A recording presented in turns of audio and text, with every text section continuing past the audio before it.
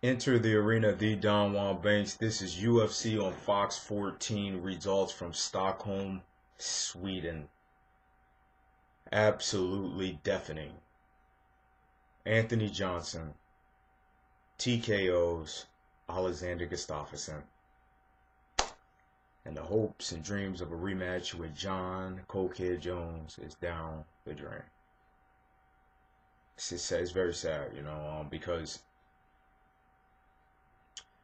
I grew emotionally attached to Gustafsson because of his performance. Like Dana White one time said, you might not be known on Saturday, but you damn sure after stepping in that octagon can be known on Monday. The video game, everything. I just felt he had more tools. They talked about it in the matchup and the analysis. I thought he was going to stick to jab. I thought he was going to stick to kicks, the oblique kicks. I thought he was going to keep the distance and respect the power of Anthony Johnson, because the power of Anthony Johnson has to be respected by any man. If he wasn't getting the credit that he wasn't getting before, I'm going to give it to him now. And I got to make a statement right here live on Into the Arena. Anthony Johnson will be Jon Jones. Now, I want to say this real quick because a lot of people might be watching this video right now because it's a lot of stuff going on with Into the Arena. I'm going to talk about that real quick, all right? Because I don't like to keep people waiting too long. Number one, okay, I made the prediction of Manny Pac-Man Pacquiao and Floyd Money Mayweather not happening. It never was official. Okay, simple as that. And I'm going to go into it a little bit more later, but that's not what this video is about. So second of all, I can tell you my schedule. My schedule is going to be UFC right now.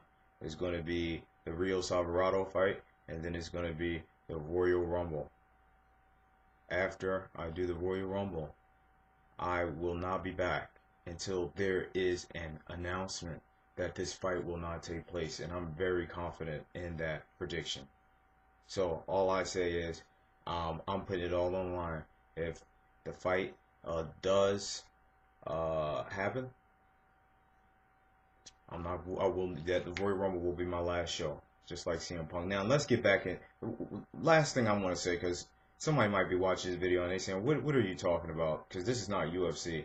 Last thing I want to say is that I've put an offer out there, and the offer should be taken, because if I'm willing to put my career on the line, that other person should put their career on the line, especially when they say that it was official. That's all I gotta say. Now back, so you can leave this video because I'm not gonna talk about any of it anymore. All right, so you can just click right off of it because you're just gonna be bored. Now, because we're talking about mixed martial arts, let me tell you this right now. This has serious implications on the light heavyweight division.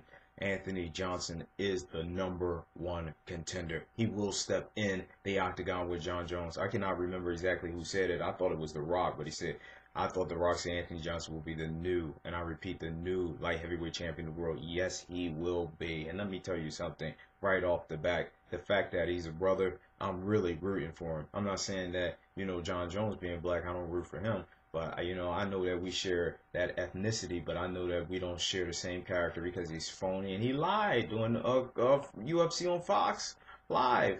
He's talking about he only did cocaine and got introduced to cocaine when he was in college, and then he did it subsequently, right before he fights Daniel Cormier and tested out of competition. Okay, and it's not on the prohibited banned substances, substance list. He was found with the main metabolite of cocaine in his system. The man uses cocaine on a recreational basis. He feels like he can control the habit, because that's what it is, a habit. And if he is like Alexander Gustafsson, who I give all the credit in the world and I respect a lot, although now he is 16-3 and he will have to rebuild his career again, he will be sad. He will be crying like Daniel Cormier. He will be crying like Alexander Gustafsson. And then he's going to go back to using cocaine, because I'm going to tell you something right now. Karma is a bitch, and Anthony Johnson is going to make sure he suffers for everything else that he's done in his life and being fake and phony. It is Anthony Johnson who is the man that has the skill, the punching power, the aggressiveness. He has the wrestling background to stand toe to toe with Jon Jones. Simple as that. Anthony Johnson is the new light heavyweight champion of the world. I'm telling you it right now. So we can get ready to set things up for this. Alexander Gustafsson has been boxing since he was 10 years old. We're going to talk about the other two like co-main events fights. The other three on the main card. Other two on the main card. Henderson and Mousasi and Phil Davis Bader. Now, let me say this right here. He's been boxing since 10 years old. He had a bunch of amateur fights. He actually beat the Swedish heavyweight champion in amateur. First loss came to Phil Davis. Then he went on a 5-fight win streak. Some of the notable names: James Tahuna made him tap. TKO Hamill. TKO Matt Yushchenko. And then he beat Thiago Silva. He's beaten Shogun Rua. And then he got in the octagon against Jon Jones, and he put on the fight of the year on the UFC game. Anthony Rumble Johnson is a man that I always liked, but I didn't think he was going to win this fight. But, you know, he was in middleweight. He was weight drained. This was hard. He kept missing weight over and over and over again. And, you know, he had lost to Josh Koscheck. You know, he really got poked in the eye in there like he did tonight. And he had, I'm telling you, he was on a losing streak. He lost to Vitor Belfort, and after that they just cut him.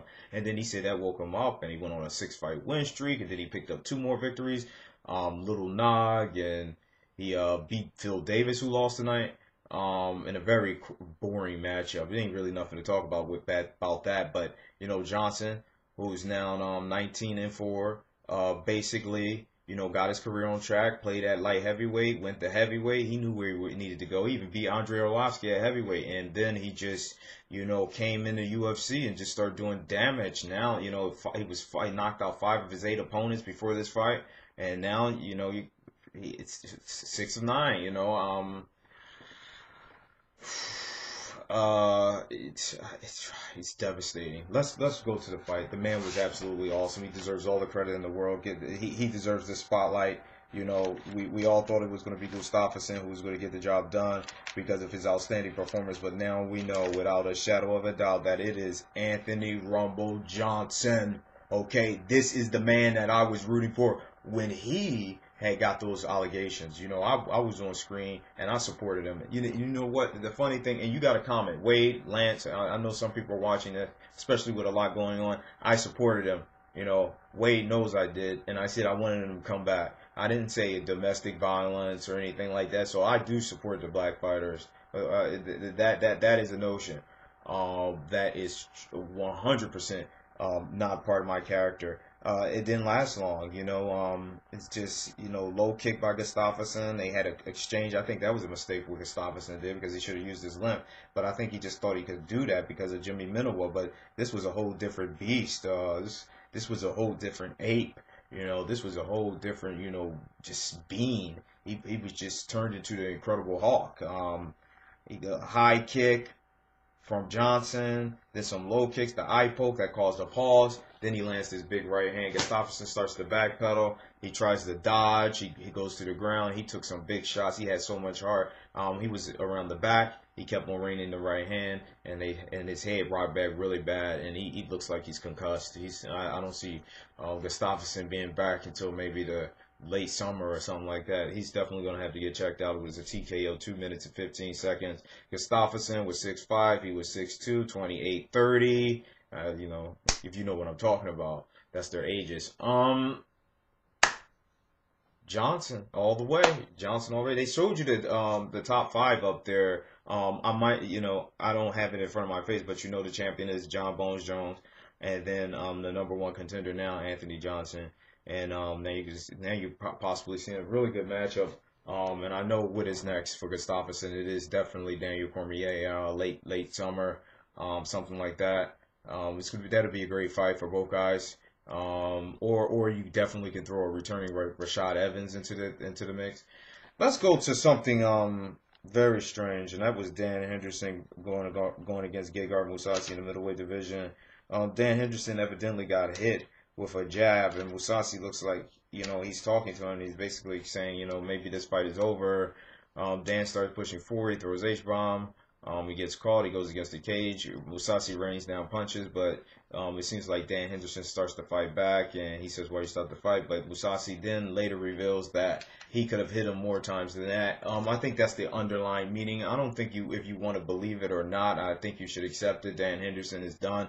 That's not. I hate saying something like that, especially after John Jones threw him under the bus and said a 50 and 60-year-old Dan Henderson got. I mean, I would fight one more time, and then it just didn't go Dan's way. If you really want to be honest about things, that's the all honesty. If he had got some of those split decisions when he beat Machida in the close decision with Rashad Evans, then the Vitor Belfort, testosterone thing. He was on testosterone too, but Vitor Belfort boosted his level of testosterone higher, in my opinion. And he would beat Dan Henderson, and then Dan Henderson couldn't get a break, and he lost to Daniel Cormier. And I think that retirement or go to Bellator or something to get back on track, because it seems like in the UFC just don't get his fair shake. I remember when the guy beat Fedor and held the middleweight and welterweight championships at the same time. I thought the stoppage was fair. Gegard Mousasi is your winner. I don't think that it propels him in any type of direction, because he had his loss to Ronald Souza and he lost to Machida. I just think that he's just a solid middleweight. Phil Davis versus Bader. This is a real light heavyweight division. This is a real setback for Phil Davis, to be honest. It just seems like every time he takes a step forward, he takes 2 steps back. You remember what Joe Rogan said on the air to Brendan Schaub. You're just not consistent. Phil Davis, you're just not consistent. I like you. You shouldn't mention John Jones' name. I think that you would just be better as a coach, to be honest, at this point, because there's no more dreams in the division. I mean, you can keep doing it. They can always go match you against Rampage or something like that. But I think it's a little bit beneath him. He gave it his best shot. It could have went either way. Ryan Bader, it doesn't do anything to his career. Both of the guys look like they have the reputation of being very boring fighters. So, into the arena, D. Don Juan Banks. Enter the arena, D. Don Juan Banks. This is UFC on Fox 14. Results from Stockholm, Sweden. Absolutely deafening. Anthony Johnson, TKOs Alexander Gustafsson, and the hopes and dreams of a rematch with Jon Cokehead Jones is down the drain. It's very sad, because I grew emotionally attached to Gustafsson because of his performance. Like Dana White one time said, "You might not be known on Saturday, but you damn sure, after stepping in that octagon, can be known on Monday." The video game, everything. I just felt he had more tools. They talked about it in the matchup and the analysis. I thought he was going to stick to jab. I thought he was going to stick to kicks, the oblique kicks. I thought he was going to keep the distance and respect the power of Anthony Johnson, because the power of Anthony Johnson has to be respected by any man. If he wasn't getting the credit that he wasn't getting before, I'm going to give it to him now. And I got to make a statement right here live on Into the Arena.